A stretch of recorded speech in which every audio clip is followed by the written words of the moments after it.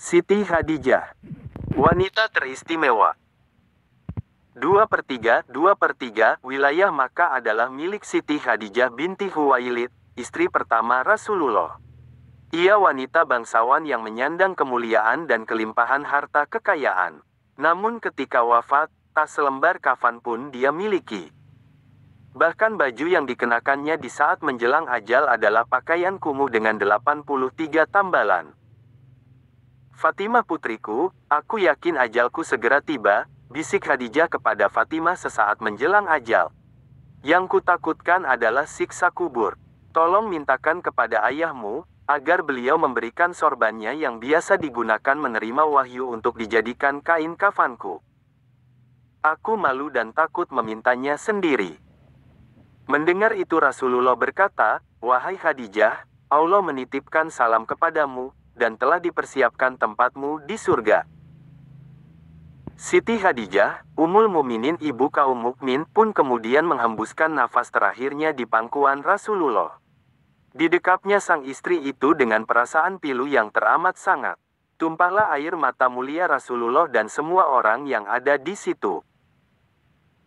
Dalam suasana seperti itu, malaikat Jibril turun dari langit dengan mengucap salam dan membawa 5 kain kafan.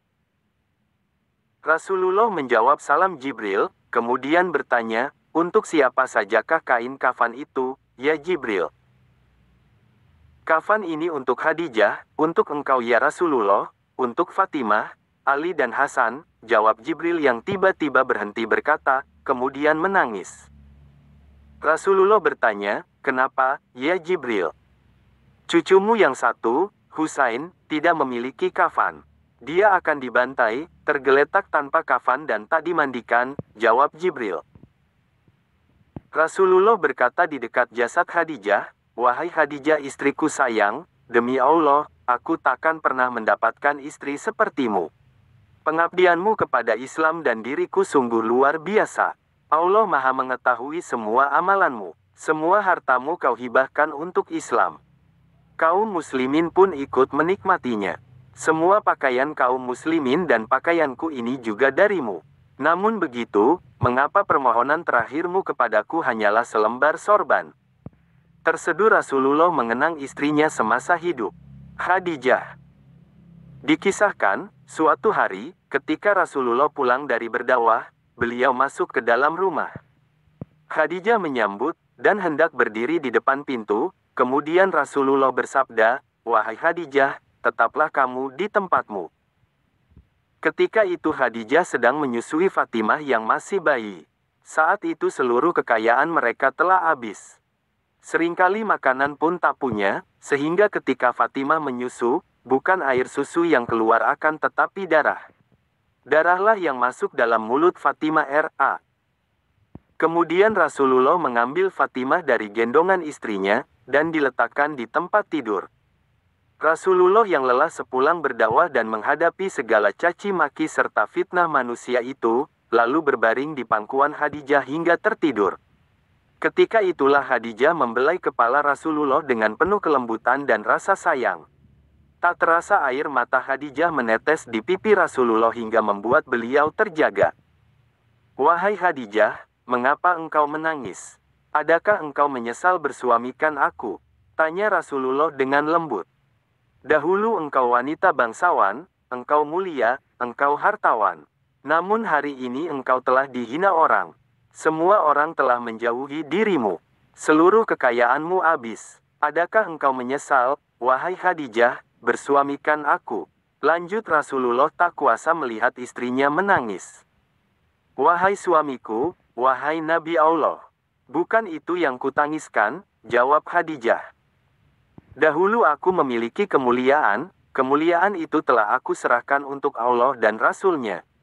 Dahulu aku adalah bangsawan, kebangsawanan itu juga aku serahkan untuk Allah dan Rasul-Nya.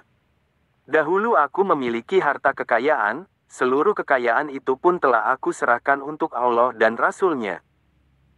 Wahai Rasulullah, sekarang aku tak punya apa-apa lagi. Tetapi engkau masih terus memperjuangkan agama ini.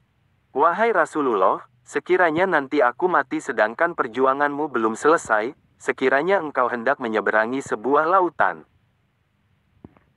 Sekiranya engkau hendak menyeberangi sungai namun engkau tidak memperoleh rakit ataupun jembatan, maka galilah lubang kuburku, ambillah tulang belulangku, jadikanlah sebagai jembatan bagimu untuk menyeberangi sungai itu supaya engkau bisa berjumpa dengan manusia dan melanjutkan dakwahmu. Ingatkan mereka tentang kebesaran Allah, ingatkan mereka kepada yang hak, ajak mereka kepada Islam, wahai Rasulullah. Rasulullah pun tampak sedih. Oh Khadijahku sayang, kau meninggalkanku sendirian dalam perjuanganku. Siapa lagi yang akan membantuku? Aku, ya Rasulullah. Sahut Ali bin Abi Thalib, jawab, menantu Rasulullah. Di samping jasad Siti Khadijah, Rasulullah kemudian berdoa kepada Allah.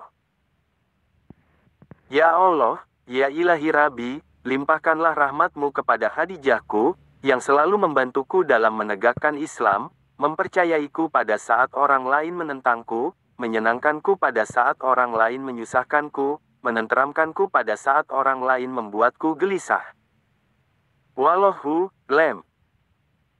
Saya doakan semua yang membaca dan mengaminkan doa ini, diberi rezeki melimpah seperti air mengalir ini, dan diundang segera oleh Allah menunaikan haji dan umroh dengan cara-caranya. Semoga bermanfaat.